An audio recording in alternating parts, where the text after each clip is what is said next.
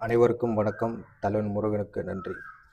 இப்போ தொடர்ந்து அதிகமா கேட்கக்கூடிய ஒரே ஒரு கேள்வி என்னன்னா, இன்பாக்ஸ்லயும் சரி, எனக்கு பெர்சனலா கால் பண்ற விஷயம் என்னன்னா, தீராத ஒரு கடன் பிரச்சனை, மிகப்பெரிய ஒரு பாரம். அது எல்லாருக்குமே அது நார்மலைஸ்டே கிடையாதுங்க. ஏன் சொன்னேன்னா, இன்னைக்கு காலகட்டத்தில கடன் இல்லாத ஒரு மனிதர்களே கிடையாது. அப்போ இந்த கடன் எப்படி வருது? முதல்ல கடன் ஒருத்தவங்களுக்கு நம்ம பதில் சொல்லக்கூடிய நிலைமையில அது மிகப்பெரிய ஒரு அந்த ஒரு நாள் நம்ம சாப்பிடணும்னு நெனச்சா கூட, அந்த சாப்பாட சரியா கூட நம்ப அத ஜீரணிக்க முடியாது. எத்தனையோ பக்தர்கள் எனக்கு ஃபோன்ல தொடர்பு கொண்டு, இதுல அ நான் யாரையுமே இந்த பதிவுல நான் குறை சொல்ல விரும்பல. யாரையுமே விமர்சிக்கல. ஆ பரிகாரம்ங்கிறது அது எப்படி நான் உங்களுக்கு சொல்றது? அத நீங்க எப்படி எடுத்துப்பீங்க? அது மட்டும் தான் எனக்கு விஷயம். பரிகாரம் என்பது இருக்கு. ஆனா பரிகாரம் என்னது அப்படின்னா, கடனுக்கு மட்டும் கிடையாது. ஒரு மனிதனோட வாழ்க்கையில அவன் வாழ்றதுக்கு என்னென்ன பயன்படுத்துறான்? நம்ம முன்னோர்கள் நம்ம முன்னோர்கள் சில விஷயங்கள் நமக்கு கத்துக் குடுத்துட்டு போனது. 2வது நமக்கு தெரியாத சில விஷயங்கள் இன்னமும் மறைக்கப்பட்டிருக்கிறது. ஒரு மனுஷன் இந்த பூமியில பொறந்து அவன் சந்திக்கக்கூடிய ஒவ்வொரு பிரச்சனையும், அவன் டே டு டே லைஃப்ல என்னென்னலாம் அத அவன் அவன் டிராவல் பண்றான், அத கோ த்ரூ பண்றான். அந்த பிரச்சனையிலேருந்து அவன் எப்படி வெளியில வரணும்? ஒருத்தவங்களுக்கு ஒரு விபத்து நடக்குதுன்னா கூட, அந்த நேரம், அந்த காலம் இருக்கு. இது எல்லாமே முற்றிலும் உண்மைதான். இதுக்கு ஒரு மாற்று கருத்து எதுவுமே கிடையாது. அதே நேரத்தில இப்போ நம்ம ஒரு பிறந்த நாள், பிறந்த தேதி, பிறந்த நேரம் அப்படிங்கிற கேட்கறது இது நம்பளா எதுவும் முடிவு பண்றது கிடையாது. எல்லாமே நம்ப இறைவன் மட்டும் தான் நம்ம முடிவு பண்ணுவாங்க. அப்போ இந்த மனுஷன் இந்த நேரத்துல தான் பிறக்கணும். அது மட்டும் இல்லாம எப்படி ஒரு ஒரு பர்த் டேட்ட நம்ம ஃபிக்ஸ் பண்றோமோ, அந்த டேட்ட நம்ம குறிச்சு வச்சுக்கிறோம். அது ஒரு பெரிய ஒரு கொண்டாட்டம் கூடிய ஒரு இதுவா நிகழ்வா இருக்குதோ, அதே மாரி ஒரு மனிதன் இறக்கப் போற நேரம், அது கண்டிப்பாக ஒவ்வொரு மனிதன் அந்த ஒரு கடைசி இறுதி அந்த நேரத்துல ஒரு ஒரு மனிதருக்கு தெரியும் அப்படின்னு நம்ம முன்னோர்கள் முன்னாடியே சொல்லி வச்சுட்டு போனது தான். இன்னைக்கும் நெறைய பேருக்கு அது சில பேருக்கு தெரிய வாய்ப்பு கிடையாது. ஆனா இது எல்லாமே உண்மதான். நான் சில விஷயங்கள் தேட தேட இது எல்லாமே தெரிய வருது. அப்போ ஒரு மனுஷன் தானா போய் எந்த ஒரு கடன் பிரச்சனையும் போய் சிக்கிறது கிடையாது. இன்னைக்கு காலகட்டத்தில இந்த கடனுங்கிற மிகப்பெரிய ஒரு பெரிய விஷயம். அது ஒரு 50,000 இருந்தாலும் சரி, ஒரு 10,000 இருந்தாலும் சரி, 20,000 இருந்தாலும், 1,00,000 இருந்தாலும், 10,00,000 எத்தனையோ எத்தனையோ பேர் என்ட்ட சொல்லி கேட்டிருக்காங்க. பரிகாரம் ஏதாச்சும் சொல்லுங்க அப்படின்னு சொல்லி. பரிகாரம்ங்கிறது நீங்க எப்படி புரிஞ்சுப்பீங்க இது பொறுத்து தான். அஸ்ட்ராலஜி பார்த்தாலும் சரி, ஜோசியர்கள் பார்த்தாலும் சரி, அவங்க சொல்லக்கூடிய சில இடங்கள் கோயிலுக்கு போயிட்டு வாங்க சரியாகும். சரி ஓகே கோயிலுக்கு போயிட்டு வாங்க. எந்த நேரத்தில போணும்? எந்த ஒரு இடத்துல போணும்? அந்த கோயில்ல நான் என்ன பண்ணணும்? இது சொல்லியிருப்பாங்க. ஆனா, இத நீங்க ஒரு காசு செலவு பண்ணி, ஒரு ஜாதகம் பார்க்குற இடத்துல ஒரு செலவு பண்ணி, அது குடுத்து பாதி பேர் எல்லாருமே ஒரு ஒரு ஃபேக்கா குடுப்பாங்கன்னு நான் சொல்ல வரல. இது 100% ஒரு 50% ஃபேக்கான ஒரு சில பேர் இருக்காங்க. அது இது தவறு, இது சரின்னு சொல்ற இடத்துல நம்ம இருக்க வேண்டாம். நான் ஏன் சொல்றேன்னா, இந்த உலகத்துல யாருமே ஒரு 100% ஒரு பெர்ஃபெக்ட் யாருமே கிடையாது. எல்லா விஷயத்திலும் சரி, எல்லா இடத்துலயும் சரி, எல்லா நேரங்களிலும் சரி. ஸோ, அந்த பெர்ஃபெக்ட் இவன் இருக்கானா? இவன் உண்மையானவனா? இவன் நல்லவனா? கெட்டவனா? நம்ம ஆராயறத விட, நம்ம எப்படி இருக்கோம்? நம்ம எத கடந்து போறோம்? நம்ம கடந்து வந்த பாதை என்ன? இப்ப நம்ம என்ன பண்றோம்? இதுதான் வாழ்க்கையின் விஷயம். இதுதான் நம்ம தலைவன் முருகப்பெருமான் பார்ப்பாரு. நீ தப்பு பண்ணிட்ட. Right okay. இப்போ இந்த தப்புலேருந்து நீ எப்படி என்ன பண்ணிட்டு வர? என்ன கத்துக்கிட்ட? ஏன்னா தவறு செய்யாத மனுஷங்கள் யாருமே கிடையாதுங்க இந்த உலகத்துல. அது என்னையும் உட்பட. அதனால தான் நான் என்ன சொல்றேன்னா, இந்த கடன்ல சிக்கிட்டீங்க. அ நான் அதிகமா இந்த பரிகாரம் அப்படிங்கிற ஒரு விஷயம் நான் நுழைய மாட்டேன். ஏன் நுழைய மாட்டேன் அப்படின்னா, சொல்றது என்னன்னா, எல்லாமே கோயில் சொல்லுவாங்க. இந்த கோயிலுக்கு போயிட்டு வாங்க, இந்த கோயிலுக்கு போயிட்டு வாங்க அப்படின்னு சொல்லிட்டு. இப்ப நான் கோயிலுன்னு நான் சொல்லிட்டேன்னா, அதனால தான் என்னோட யூடியூப் சேனலா இருக்கட்டும், இன்ஸ்டாகிராமா இருக்கட்டும், எந்த சேனல்லயுமே நான் இந்த கோயிலுக்கு போயிட்டு வாங்க, அந்த கோயிலுக்கு போயிட்டு வாங்க. ஏன்னா, இப்ப நான் சொல்ற ஒரு பதிலுக்காக இத்தன பேர் பார்ப்பாங்க. அத நம்பிக்கை வச்சு உடனே அவங்க கிளம்புவாங்க. அந்த இடத்துல, அந்த நேரத்துல அவங்களுக்கு அது சரியா அமையல அப்படின்னா, இப்ப நான் ஒரு ஏமாந்தவனா தான் ஆவேன். அது நான் சொன்ன விஷயத்த பார்த்து போனீங்கன்னா நீங்களும் அதை ஏமாற்றப்படுவீர்கள். அதுக்காக தான் நான் எதுலேயுமே இந்த கோயிலுக்கு போங்க, அந்த கோயிலுக்கு போங்க, நான் என்றைக்குமே அந்த ப்ரொமோஷனுங்கிற விஷயத்த நான் வந்து பண்ண மாட்டேன். எனக்கு என்னென்னா, இப்போ என்னோடய ஃபாலோவர்ஸ் என்ன நம்பி இந்த ஒரு ஒரு இந்த ஒரு காணொளி ஒருத்தராச்சும் பார்ப்பீங்கள்ல, அதுக்காக தான் அவங்களும் எனக்கு ரொம்ப முக்கியம். இது என்னோட தலைமை எனக்கு குடுக்குற ஒரு பொறுப்பாக நான் வந்து இன்னைக்கும் அத பார்த்துட்டு இருக்கேன். நான் நெனச்சா நான் சொல்லிட்டே இருக்கலாங்க. எல்லா வீடியோலயும் சொல்லலாம். இந்த கோயிலுக்கு போயிட்டு வாங்க, அந்த கோயிலுக்கு போயிட்டு வாங்க. இந்த புதுசா ஒரு கோயில் திறந்திருக்காங்க போயிட்டு வாங்கன்னு. எனக்கு அதெல்லாம் வந்து உடன்பாடும் கிடையாது. எனக்கு இஷ்டமும் கிடையாது. எனக்கு அந்த என் தலைவன் முருகப்பெருமான் கட்டளை மீறி நான் எதுவும் பண்ணவும் மாட்டேன். இதான் மெயின் விஷயம். எல்லாருக்கும் பிரச்சனை தீருமா? அப்படிங்கிற ஒரு பெரிய கேள்விக்குறி உங்க மனசுல இருக்கும்ல. கண்டிப்பாக பிரச்சனைகள் தீரும். இதுக்கு என்ன தீர்வுனா முருகப்பெருமானே தீர்த்து வைப்பாரு. கொஞ்சம் அவகாசம் கொடுங்க. வாழ்க்கையில எதுக்கோ நம்ம நேரத்தை செலவழிச்சுக்கிட்டே தான் இருக்கும். நமக்கு ஒரு விஷயம் நடக்கணும்னா கண்டிப்பா நம்ம வெயிட் பண்ணி அந்த ப்ராசஸை வந்து எடுத்துக்கிறதால நம்ம தவறு எதுவுமே கிடையாது. கண்டிப்பா சொல்றேன். யாருமே வந்து கவலைப்படாதீங்க. இப்போ இந்த வீடியோ பார்க்கும்போது கூட ஏதோ ஒரு மனசுல வருத்தத்தோட தான் இருப்பீங்க. அதுக்காக தான் சொல்றேன். உங்க கஷ்டத்தை எல்லாத்தையும் தாண்டி தான் நான் வந்து இந்த இந்த பயணத்துல என் தலைவன் முருகன் கிட்ட நான் உட்காந்து நல்லா பேசிட்டு இருக்கேன். எவ்வளவோ வாழ்க்கையில வந்து பார்த்தாச்சுங்க. எல்லா விஷயத்திலையும் சந்திச்சாச்சு. எல்லாமே என் தலைவன் கற்றுக் கொடுத்துட்டாரு. அதுக்காக தான் சொல்கிறேன். இந்த வாழ்க்கைங்கிறத வந்து மிகப்பெரிய ஒரு டஃப்பான டாஸ்க் நிறைய பேர் நினச்சிக்கிட்டு இருக்காங்க. நிறைய பேர் பேசுகிறாங்கவும் கூட. நான் என்றைக்குமே அதெல்லாம் நான் சொல்ல மாட்டேன். வாழ்க்கைங்கிறது கஷ்டமான டாஸ்க். ஏன் கஷ்டமான டாஸ்க்னா, இருக்கிற பிரச்சனைகளை பார்த்து நம்ம பயந்துட்டு விலகி போயிட்டுருக்கோம். அதனால தான் நமக்கு வந்து இன்னும் தூரமாக இருக்கா, இன்னும் தூரமாக இருக்கா, இதுக்கான முடிவே இல்லையா அப்படின்னு நம்ம நினச்சிட்டு இருக்கோம். கண்டிப்பாக அப்படிலாம் கிடையாதுங்க. எல்லாத்துக்குமே முடிவு இருக்குது. எல்லா விஷயத்துக்கும் முடிவு இருக்குது. செய்கிற செயல்கள் எல்லாத்துக்குமே ரிட்டனும் நமக்கு கிடைக்கும். இதுக்காக தான் நான் சொல்கிறேன். இப்போ கடன் மெயினாக இப்போ என்ன பண்ணலாம்? என்னை பொறுத்த வரைக்கும் இப்போ கடன் உங்களுக்கு இருக்குது. ஒரு 5 லட்சமாக இருக்கட்டும், 10 லட்சமாக இருக்கட்டும். இதுக்கு என்ன பண்ணலாம் அப்படின்னு சொல்லி கேட்டிங்கன்னா, நீங்கள் ஒரு விஷயம் செய்யணும். என்ன விஷயம் அப்படின்னா, ஒன்றுமே இல்லைங்க. பெரிய ஒரு விஷயம் அப்படிலாம் ஒன்றும் கிடையாதுங்க. அது இப்போ நான் சொல்கிற விஷயத்த வந்து உங்களால் இன்றைக்கே நாளைக்கே நான் சொன்ன அடுத்த நிமிஷம் பண்ண முடியுமானா கண்டிப்பாக பண்ண முடியாது. ஏகப்பட்ட தடங்கள் வரும். கண்டிப்பாக வரும். அந்த தடங்களையும் தாண்டி நீங்கள் பண்ணிட்டீங்கன்னா, நீங்கள் லைஃப்பில் ஜெயிச்சிருவீங்க. நான் சொல்கிறேன், நீங்கள் லைஃப்பில் ஜெயிச்சிருவீங்க. கடன் குறையுமானா, உடனே உங்களுக்கு காசு கிடைச்சிடாது. அதுக்கு முழு உதாரணம் நான் சொல்கிறேன். ஏன் உடனே கிடைச்சிடாதுன்னா, நம்ம தலைவன் முருகப்பெருமான் என்ன பண்ணுவார்னா, இந்த நான் சொல்கிற விஷயத்த நீங்கள் செஞ்சதுக்கு அப்புறமா உங்களுக்கு அந்த ஒரு வழி காட்டுவார். இப்போ ஒரு பயணத்தில் நீங்கள் போகிறீங்க, அந்த ரோட்டில் இப்படி போனால் கரெக்டாக இருக்கும், அப்படி போனால் தப்பாக இருக்கும் அப்படின்னு சொல்லுவாங்கல்ல, அது உங்கள் மனசில் வரும். கண்டிப்பாக ஒரு ஒளி உங்களுக்கு தெரிய வரும். இப்போது நான் என்ன சொல்கிறேன், ஒரே விஷயம் தான் வாழ்க்கையில் எடுத்துக்கோங்க. இதை மட்டும் நீங்கள் தொடர்ந்து பண்ணிட்டு வாங்க. கண்டிப்பாக சொல்கிறேன், எத்தனை லட்சம் கடனாக கூட இருக்கட்டும், என்ன விஷயம் கடனாக கூட இருக்கட்டும், மனசில் சில பேர் வந்து குடும்பத்துக்கு தெரியாமல் அந்த உழைக்கிற காசும் கையில் நிற்காம அந்த கடனை தேடி தேடி யாருக்குமே அந்த கடனோட வலி இருக்கக்கூடாதுங்க. நான் தினமும் என் தலைவன் முருகப்பெருமான்கிட்ட வந்து பூஜை பண்ணும்போது கேட்குற ஒரே ஒரு பெரிய ஒரு வேண்டுகோள் என்னன்னா, தயவு செய்து அந்த கடன்லேருந்து தப்பிச்சு வந்துடும். எல்லாருமே அது கடன் இருக்கிறவங்களும் சரி, இனிமே வாங்கக்கூடாதுங்கிற நினைக்கிறத மட்டும்தான் நான் நினைப்பேன். அவ்வளோ பெரிய ஒரு பாரம்.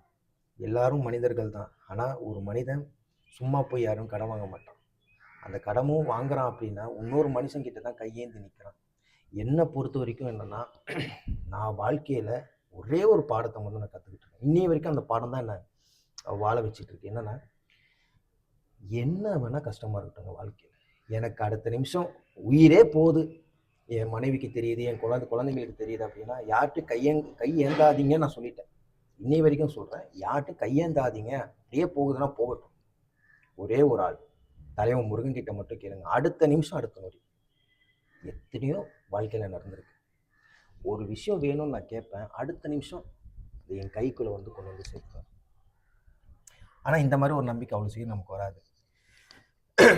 இப்போது உங்களுக்கு ஒரு தைரியமாக ஒரு சொல்லக்கூடிய விஷயம், அதையும் தவிர்த்து ஒரு நம்பிக்கையை கொடுக்கக்கூடிய ஒரு விஷயத்த நான் சொல்கிறேன். இது எல்லாரும் ஆழ்ந்து கவனிங்க, புரிஞ்சுக்கங்க. இதுலேருந்து உங்களுக்கு ஒரு தெளிவு வரும். என்ன தெளிவுன்னா,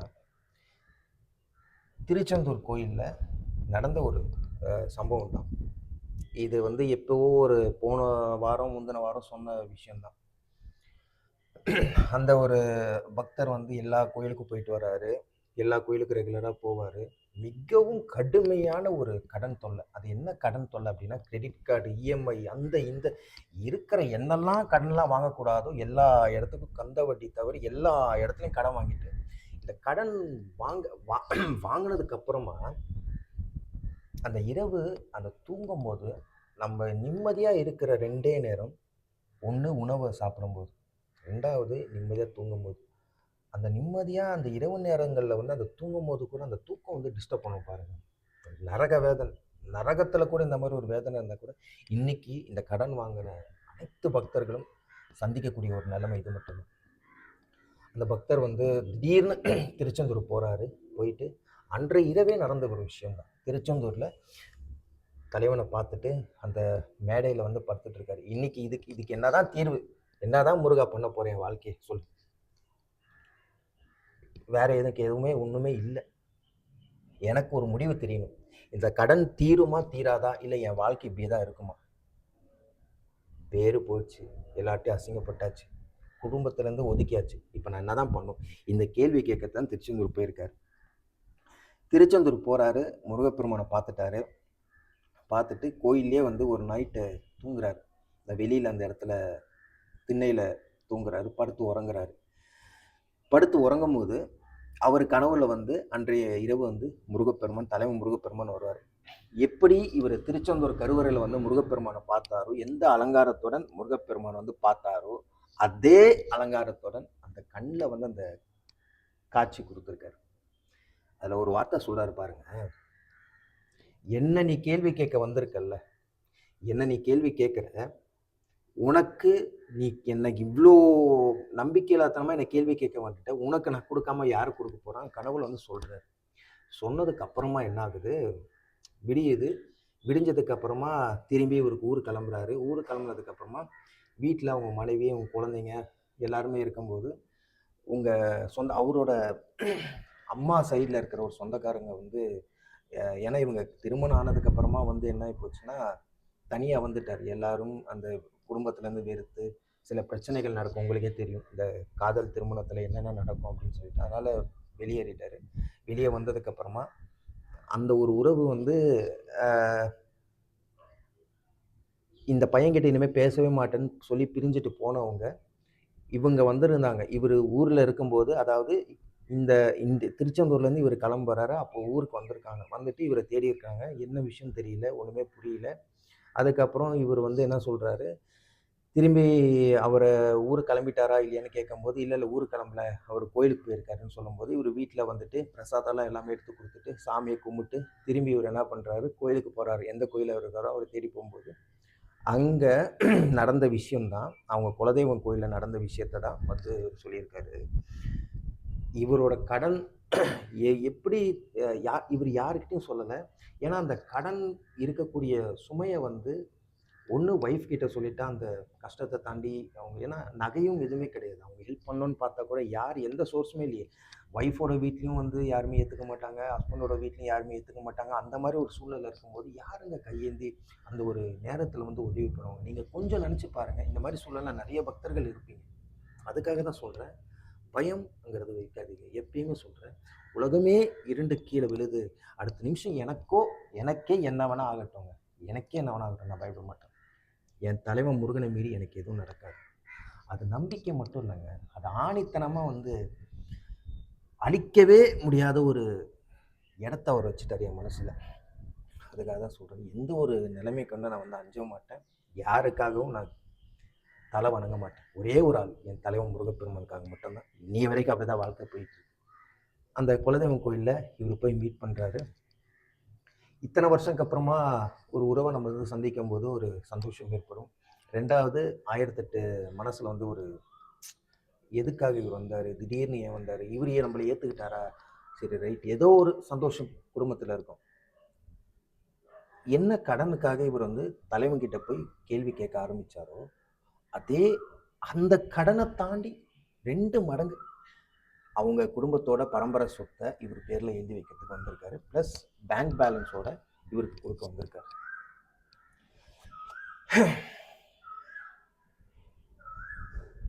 இது ஏன் இந்த ஒரு கதை உங்களுக்கு, இந்த ஒரு விஷயத்த, இந்த முருக பக்தரோட சம்பவத்தை நான் ஏன் சொன்னோன்னா, எப்போ வேணால் என்ன வேணால் நடக்கலாம். இந்த லைஃப்ங்கிறது வந்து ஒரு மிஸ்ட்ரி ப்ளே தான். எப்போ வேணால் எந்த செகண்டில் வேணால் உங்கள் லைஃப் மாறலாம். இப்போ நீங்கள் பார்த்துட்ருக்கீங்கல்ல, எங்கேருந்து வேணால் நீங்கள் பார்ப்பீங்க, அது என்னால் தெரியாது. ஆனால் சொல்லக்கூடிய ஒரே விஷயம் தான் உங்ககிட்ட சொல்லுவேன். இன்றைக்கி நான் சொல்கிறேன், இன்றைக்கி வியாழக்கிழமை அதுவுமா இந்த பதிவு பண்ணுறேன். இது எத்தனை பேர் வந்து ஃபுல்லாக பார்ப்பீங்கன்னு எனக்கு தெரிஞ்சிருக்காது. பார்க்குறவங்களுக்கு இந்த விஷயம் கொண்டு போய் சேரும், அவ்வளோதான். மனசு ரொம்ப நிம்மதியாக இருக்குது. எவ்வளவோ எத்தனை வருஷமாக நீங்கள் கஷ்டப்படுறா இருந்தாலும் சரி, ஏதோ ஒரு துன்ப வேதனை நீங்கள் இருந்தாலும் சரி, கண்டிப்பாக சொல்கிறேன், உங்கள் வாழ்க்கை மாறப்போகுது. என் தலைவன் உங்களை பார்த்துப்பார், உங்கள் வீட்டுக்கு வருவார், நீங்கள் நினைக்கிறது எல்லாமே நடக்க போகுதுங்க. சந்தோஷமாக இருக்கு. அதே மாதிரி உங்கள் கடனும் கொஞ்சம் கொஞ்சமாக தீரும். எவ்வளோ வேணால் கடன் இருக்கட்டும், 1 கோடியாக இருக்கட்டும், அந்த 1 கோடி யார் கொடுப்பார்? தலைவன் கொடுப்பார். கண்டிப்பாக சொல்கிறேன், தலைவன் கொடுப்பார். யாருமே இல்லைன்னு பயப்படாது. அந்த பயம் மட்டும் எப்பயுமே, நம்ம யார் கூட இருக்கோம், நம்ம போய் பயப்படலாமா? பயம் எதுவுமே இருக்கக்கூடாது. துணிச்சலும் அந்த வீரம் மட்டும்தான் இருக்கும் எல்லா விஷயத்துலையும். லைஃப்பில் இந்த 2த்தையும் மட்டும் விட்டுறாதீங்க. இதை ரெண்டு மட்டும் உங்ககிட்ட இல்லைன்னா நம்ம தலைவன் முருகனுக்கு உங்களுக்கு பிடிக்காது. துணிச்சலும் வீரமும் இருந்தால் மட்டும்தான் சிறந்த பக்தராக அவருக்கு பிடிக்கும். இது என்றைக்குமே யாருக்காக விட்டு கொடுத்துறாது, தலைவனுக்காக கூட விட்டு கொடுக்காது. தலைவனுக்கு அது மட்டும்தான் தேவை. துணிச்சலாக இருக்கான், வீரமாக இருக்கான், எந்த பிரச்சனை வந்தாலும் இவன் கலங்க மாட்டான். அதுதான். ஏன்னா அவ்வளோ பெரிய ஒரு ஆள் நம்ம கூட இருக்கும்போது நம்ம எதுக்கு கலங்கணும்? கண்டிப்பாக சொல்கிறேன். ஆகவே எல்லா பக்தர்களுக்கும் உங்கள் லைஃப் கண்டிப்பாக மாறும். அது என்ன வேணால் இருக்கட்டும். நான் சொல்கிறேன், கூடிய விரைவில் எல்லாருக்கும் ஒரு சந்தோஷமான செய்தி உங்களை தேடி வரும். இது நானே உதாரணம். என் தலைவர் முருகப்பெருமான் நடத்தி கொடுப்பார். கலங்காதீங்க, கடனை கண்டு பயப்படாதீங்க. கடன் அதிகமாக இருக்குது, என்ன செய்யணும் அப்படின்னு நான் சொல்ல மறந்துட்டேன். தினமும் ஒரு வேளை ஒரு மனிதனுக்கு வந்து தானம் பண்ணுங்க, உணவு தானம் பண்ணுங்க.